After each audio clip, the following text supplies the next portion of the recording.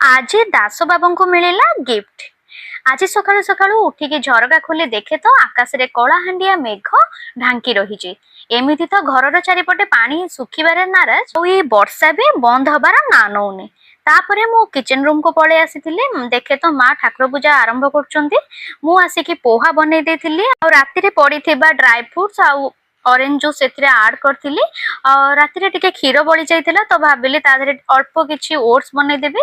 तो मु पोहा आ अल्प किछि ओट्स बनै देथिली। समस्त को ब्रेकफास्ट देकी मु निजे भी बाढ़ी की नै आस्तिली ब्रेकफास्ट पई। खाइबा सरिबा परे सब बासन को भल भाबरे धोई देथिली। बासन धोया भितरे बाबू हमरो घर को पहुंची जाइथिले तो मु जाईकी गेट खोल देथिले। तो सी आसिला बेले गोटे गिफ्ट मिलिथिला। तांकर जने सांग ए टी शर्ट टी को तांको गिफ्ट करथिले। खास करी सत्य कहूँ सांग मैंने तांको केते कौन पसंद ता तो मु जानिनी, किंतु मते तांकर टी शर्ट बहुत पसंद।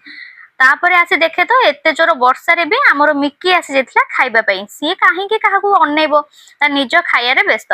तापरे मु लंच करिया को बसी पड़थिली। भात बसी देथिली किंतु बाबू कहिले आमे आज टिके बैंक जिबा काम अछि।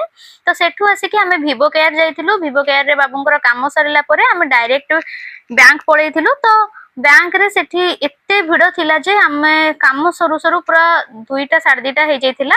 तो सेठू काम सारिला बेलको हमको बहुत जोर भोक लागिथिला। तो बैंक रो पाहाच रे बहुत सारा कुन्नी छुआ कुकुर छुआ सोइबार आमे देखिलु। तापरे बाबू को एते जोर भोक लागिथिला जे तांको मुंह सुखी जाइथिला।